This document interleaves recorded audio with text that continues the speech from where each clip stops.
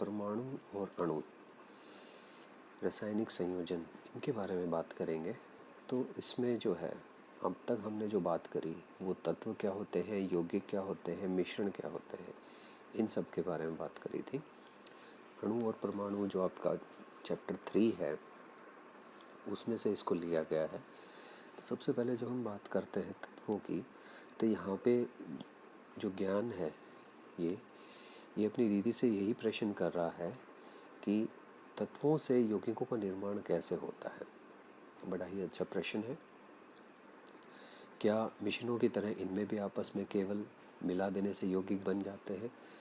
अब हमने पढ़ा था कि यौगिक के अंदर जब दो या दो से अधिक तत्व मिलते हैं तो उनके अंदर एक निश्चित नियम के आधार के ऊपर रासायनिक अभिक्रिया होती है और उनके अंदर जो तत्वों का नंबर है वो भी फिक्स होता है, जबकि मिश्रण के अंदर ऐसा नहीं होता। उसकी दीदी इसका उत्तर क्या देती है कि यौगिकों का निर्माण भिन्न तत्वों के आपस में केवल रासायनिक अभिक्रिया करने से ही होता है। तो आपको ये ध्यान में रखना है कि जब भी कोई यौगिक बनेगा तो वो तभी बनेगा जब अलग अलग तत्व आपस में रासायनिक अभिक्रिया करेंगे। कहने का मतलब क्या है कि अगर मैंने सोडियम और क्लोरीन ये दोनों लिए और अगर मैं खाली इन दोनों चीज़ों को किसी भी बर्तन में डाल के मिक्स कर दूं तो वहाँ पर जो है नए यौगिक का निर्माण नहीं होगा। लेकिन अगर मैं इन दोनों को एक निश्चित तापमान या चीज़ों के ऊपर जब अभिक्रिया करवाऊँगा सोडियम और क्लोरीन की, तो जो मेरे को यौगिक मिलेगा सोडियम क्लोराइड, वो कैसे मिला? रासायनिक अभिक्रिया या संयोजन करने से। तो ये चीज़ हमें ध्यान में रखनी है कि यौगिकों का निर्माण जो है जब होता है तो वो केवल रासायनिक अभिक्रियाओं से हो जाता है और जो भी यौगिक का निर्माण होगा उसकी जो भी प्रॉपर्टीज़ होंगी, उसके जो भी गुण होंगे, वो सोडियम और क्लोरीन दोनों से भिन्न होंगे। तो इसलिए ये हमें ध्यान में रखना है कि यौगिक की जो निर्माण हो रहा है यहाँ पे वो नए गुणों के साथ हो रहा है। तो यहाँ पर जब हम बात करते हैं रासायनिक संयोजन के नियम, तो ये जो एक निश्चित सिद्धांत के रूप में जब इनका आपस में मिलन हो रहा है तो उसके अंदर दो नियम आते हैं आपके रासायनिक संयोजन के नियम। एक है द्रव्यमान संरक्षण का नियम और दूसरा है स्थिर अनुपात का नियम। तो पहले हम पढ़ते हैं द्रव्यमान संरक्षण का नियम क्या कहता है। द्रव्यमान संरक्षण का नियम कहता है कि किसी भी रासायनिक अभिक्रिया में द्रव्यमान का निर्माण, सृजन अथवा विनाश संभव नहीं है। अब ये आप इसको सरल भाषा में इस तरह से भी याद रख सकते हैं कि जब कोई रासायनिक अभिक्रिया हो रही है तो जो द्रव्यमान है, जो अभिकारक की तरफ का जो द्रव्यमान है, जैसे कि ए और बी हमारे यहाँ पे क्या है? अभिकारक है। तो जो अभिकारक की तरफ का द्रव्यमान है टोटल, उतना ही द्रव्यमान जो है उत्पाद की तरफ भी होगा। ये हमें ध्यान में रखना है और यही हमारा द्रव्यमान संरक्षण का नियम भी कहता है कि किसी भी रासायनिक अभिक्रिया के अंदर द्रव्यमान का निर्माण, मतलब कि हम ना तो द्रव्यमान को बना सकते हैं और ना ही ख़त्म कर सकते। तो इसी के आधार पर हमें ध्यान में रखना है कि जैसे यहाँ पर जो है हमारे को जो उदाहरण दिया था आप उसमें देखोगे कि क्या किया गया है कि एक अभिकारक ए 4 ग्राम लिया, उसको बी अभिकारक 10 ग्राम के साथ अभिक्रिया करवाई। हमें जो उत्पाद मिले वो सी और डी मिले। सी हमें मिला 2.5 ग्राम और डी मिला 11.5 ग्राम। अब हमें क्या करना है? इसका जोड़ करना है। अगर हम अभिकारक का जोड़ करते हैं तो 10 + 4 जब जोड़ते हैं तो कितना आता है? 14 आता है। और अगर हम उत्पाद को भी जोड़ते हैं तो 2.5 + 11.5 भी क्या आता है? 14 आता है। तो अभिकारक और उत्पाद दोनों का द्रव्यमान जो है हमारा बराबर है। तो कहने का मतलब क्या है कि द्रव्यमान संरक्षण के नियम के अनुसार जो है हमने ना तो किसी चीज़ का सृजन किया और ना ही उसका विनाश। टोटल जो द्रव्यमान था हमारा वो स्थिर रहा, इसलिए जो है इसको द्रव्यमान संरक्षण का नियम कहा जाता है। इसके आपके एनसीईआरटी में एक बहुत अच्छा क्रियाकलाप भी दे रखा है, उसको भी आप पढ़ें कि एक जो है बीकर ले रखा है, उस बीकर को हमने जो है खाली बीकर उसको कॉर्क लगा के उसका वेट करते हैं और फिर पूरी अभिक्रिया जो है बंद बीकर में करते हैं और बाद में फिर वेट करते हैं तो हमारा बराबर आता है, क्योंकि अगर हमने खुले बीकर में किया तो कुछ गैसियस अवस्था में जो उत्पाद बनेंगे वो बाहर निकल जाते हैं, तो वहाँ पे द्रव्यमान संरक्षण नहीं हो पाता। दूसरा नियम क्या कहता है? स्थिर अनुपात। स्थिर अनुपात का मतलब क्या है कि जो तत्व का जो नंबर है या जो भी हमारे अणु है या परमाणु है वो एक स्थिर अनुपात में उपस्थित होते हैं यौगिक के अंदर।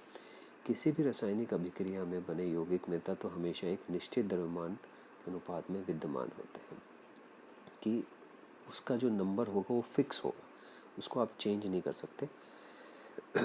जैसे कि कोई भी यौगिक को निर्माण करने वाले तत्व सदैव स्थिर अनुपात में ही अभिक्रिया करेंगे, चाहे वे किसी भी स्थान पर हो या यौगिक किसी भी पद्धति से बनाए हैं। इसका बहुत एक सिंपल सा उदाहरण है कि अगर हम जल की बात करें, शुद्ध जल की, शुद्ध जल में क्या है? H2O फॉर्मूला है उसका।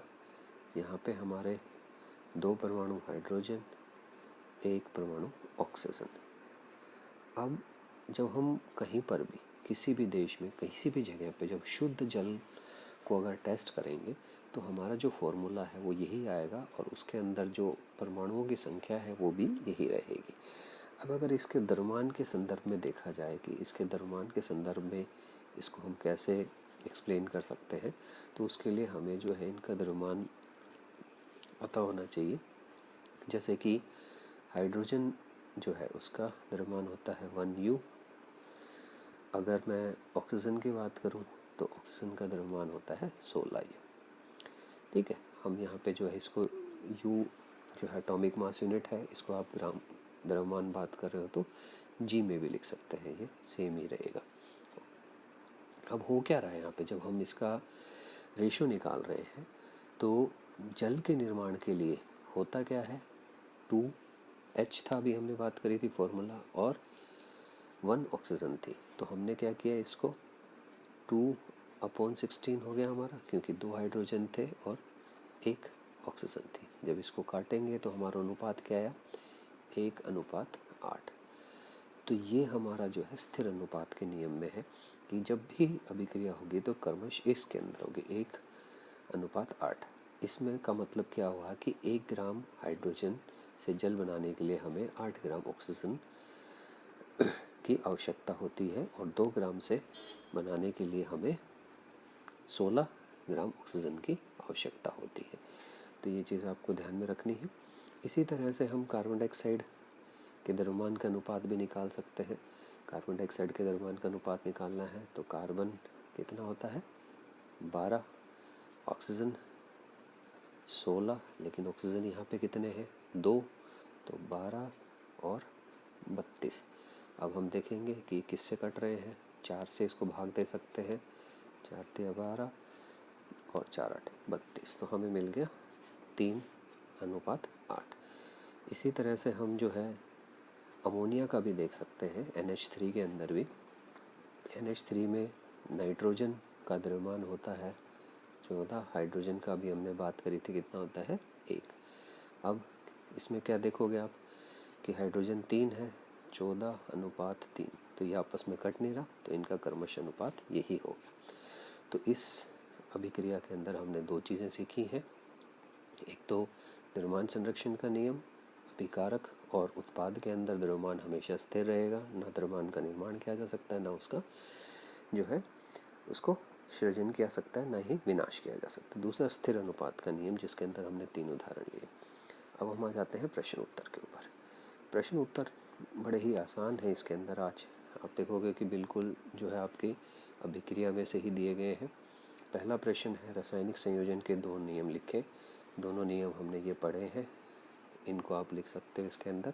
ठीक है, क्या 2 विभिन्न स्थानों के में दिए गए शुद्ध जल के रासायनिक संयोजन कोई भिन्नता होगी?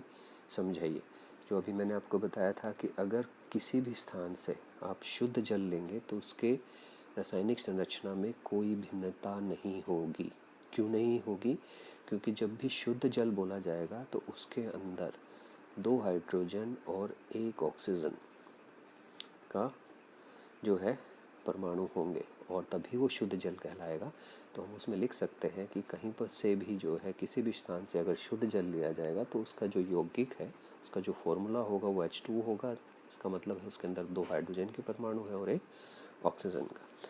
तीसरा प्रश्न है 3 ग्राम कार्बन और 8 ग्राम ऑक्सीजन में जलाने अभिक्रिया पर 11 ग्राम कार्बन डाइऑक्साइड उत्पन्न होती है। तो हमें क्या करना है, पहले कार्बन लिखना है और फिर ऑक्सीजन लिखना है। कार्बन हमारी 3 ग्राम है, इसको मैं ऊपर कर देता हूँ, थोड़ा आपको क्लियर नज़र आ जाएगा यहाँ पर। तो इसमें हमें दे क्या रखा है, 3 ग्राम कार्बन। तो पहले हमने इक्वेशन लिख लेते हैं, कार्बन को किसके साथ अभिक्रिया कर रहे हैं, ऑक्सीजन के साथ में। ऑक्सीजन हमेशा O2 लिखा जाता है क्योंकि ऑक्सीजन कभी भी अकेले परमाणु रूप में नहीं मिलता। इसको जलाने पर हमें मिल रहा है कार्बन डाइऑक्साइड, ठीक है। अब हमें प्रश्न में क्या क्या है कि पहले हमारे पास 3 ग्राम थी और 8 ग्राम ऑक्सीजन, तो इन दोनों को जब जला रहे हैं तो हमें मिल रहा है 11 ग्राम।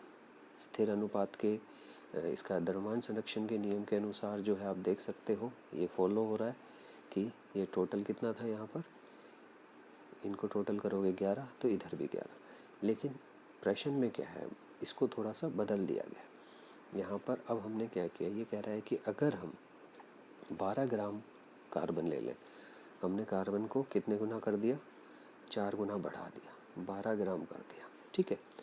और 32 ग्राम ऑक्सीजन ले लें, ऑक्सीजन को भी 4 गुना बढ़ा दिया, तो कार्बन डाइऑक्साइड कितनी होगी। तो सीधी सी बात है, 32 और 12 कितने होते हैं, 44। इसका मतलब 4 गुना हमारी कार्बन डाइऑक्साइड ज़्यादा उत्पन्न होगी। आपका उत्तर रासायनिक संयोजन के कौन से नियम के आधार पर है। तो अगर रासायनिक संयोजन के नियम की बात करें तो हम द्रव्यमान संरक्षण के नियम की बात कर सकते हैं कि ये जो है द्रव्यमान संरक्षण के नियम के आधार पर है। लास्ट प्रश्न है हमारा, अमोनिया और कार्बन डाइऑक्साइड का निर्माण किन किन तत्वों से होता है। तो अमोनिया का निर्माण अगर जब आपने लिखना है, इसमें लिखना है 1 परमाणु नाइट्रोजन है और 3 परमाणु हाइड्रोजन है। कार्बन डाइऑक्साइड जब लिखना है तो इसके अंदर लिखना है 1 परमाणु जो है कार्बन है और 2 परमाणु ऑक्सीजन है। तो कार्बन डाइऑक्साइड कार्बन और ऑक्सीजन से मिलकर मिल रहा है, और अमोनिया जो है NH3 जो था हमारा वो 1 नाइट्रोजन और 3 हाइड्रोजन से। तो ये आपकी अभिक्रिया पूरी हुई, इसको ध्यान से करना है। थैंक यू, और सब्सक्राइब करो चैनल को ताकि आपको वीडियो जल्दी से जल्दी मिल जाए।